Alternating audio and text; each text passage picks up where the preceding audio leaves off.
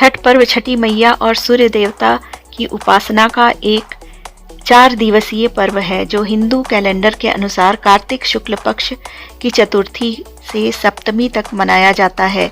यह मुख्य रूप से बिहार, झारखंड, पूर्वी उत्तर प्रदेश में मनाया जाता है। इस पर्व में भक्त सूर्य को डूबते और उगते दोनों समय जल अर्पण करते हैं, जिसमें 36 घंटे का निर्जला व्रत रखा जाता है और जमीन पर सोया जाता है। छठ पर्व सूर्य देवता और छठी मैया की पूजा का पर्व है। यह पर्व 4 दिनों तक मनाया जाता है।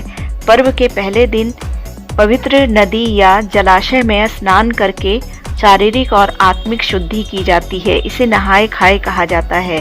दूसरे दिन भक्त दिन भर का उपवास रखते हैं और शाम को धरती माता और छठी मैया की पूजा करके खीर और फल अर्पित करते हैं।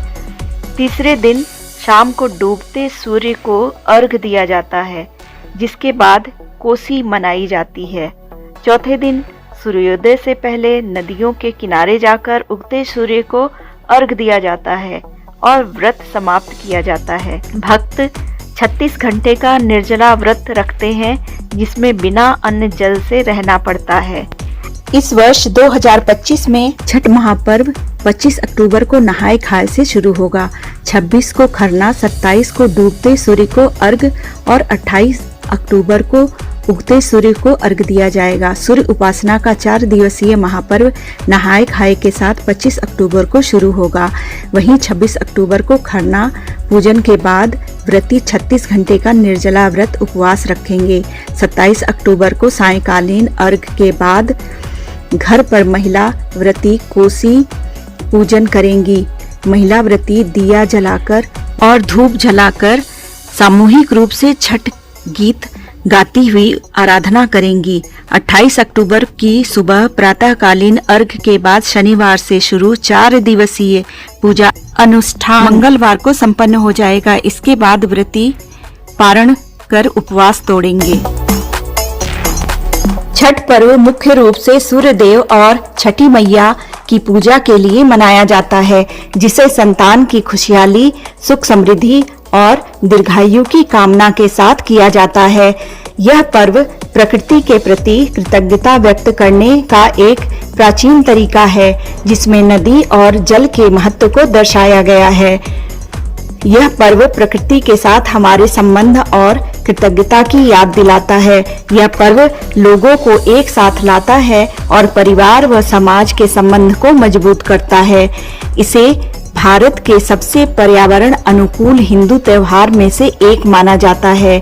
इस पर्व में अमीर गरीब का कोई भेद नहीं होता और सभी के लिए नियम समान होते हैं, जो ईश्वर की दृष्टि में सबकी समानता को दर्शाता है। कहते हैं कि इस पर्व को मनाने की परंपरा बहुत प्राचीन काल से चली आ रही है। वाल्मीकि रामायण में छठ पूजा के संकेत मिलते हैं। इसके मुताबिक पौराणिक नगर अंग देश की राजधानी मुंगेर में माता सीता ने 6 दिनों तक छठ पूजा की थी। रावण के वध के बाद भगवान श्री राम 14 साल का वनवास भोग कर अयोध्या वापस आए थे, तो रावण के वध के पाप से मुक्ति के लिए उन्होंने राजसूय यज्ञ किया था। इस यज्ञ के लिए उन्होंने मुगदल ऋषि को न्योता दिया था, लेकिन मुगदल ऋषि ने अयोध्या आने के बजाय भगवान राम और सीता को अपने ही आश्रम में आने का आदेश दिया। ऋषि आज्ञा पर भगवान राम और सीता खुद जब वहां पहुंचे तो ऋषि मुगदल ने उन्हें पहली बार छठ पूजा का महत्व बताया था। ऋषि मुगदल की ओर से बताई गई विधि के आधार पर माता सीता ने पहली बार सूर्य देव की उपासना करके 6 दिनों तक छठ पूजा की थी। इसी को आधार मानते हुए लोग यह मानते हैं कि छठ पूजा की शुरुआत माता सीता ने ही की थी और महाभारत काल में भी छठ पूजा द्रौपदी ने की थी। इस बात के भी संकेत मिलते हैं। पौराणिक कथाओं के अनुसार जुए में पांडव जब हार गए, तब अपना राजपाट खोने के बाद द्रौपदी ने छठ पूजा की थी ताकि उन्हें उनका खोया हुआ राजपाट वापस मिल सके। मान्यताओं के अनुसार इस व्रत के प्रभाव से उनकी मनोकामना पूर्ण हुई थी।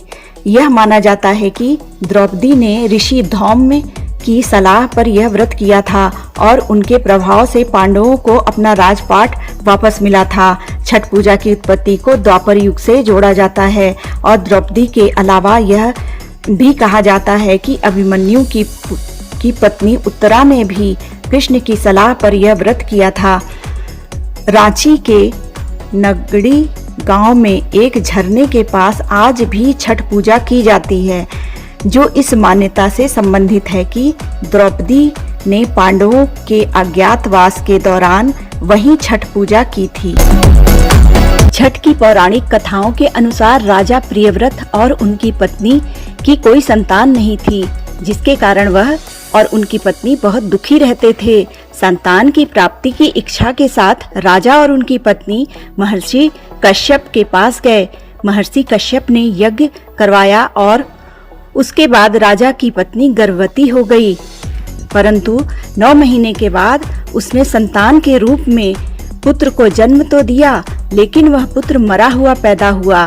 इसी को देखकर प्रियव्रत और उनकी पत्नी रानीत बहुत दुखी हुए।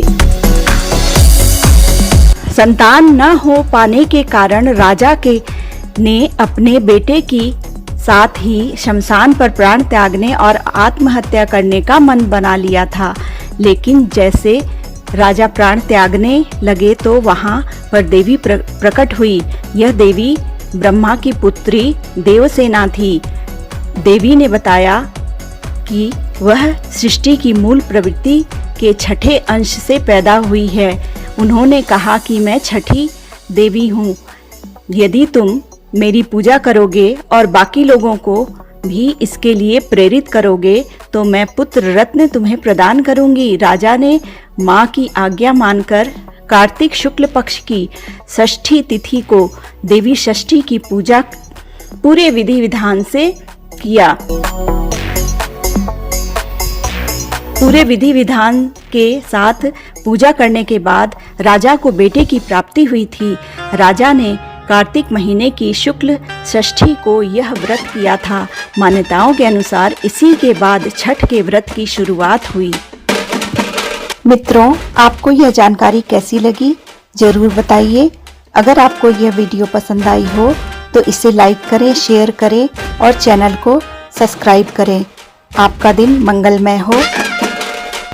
आप सभी को छठ पर्व की बहुत बहुत शुभकामनाएं। धन्यवाद।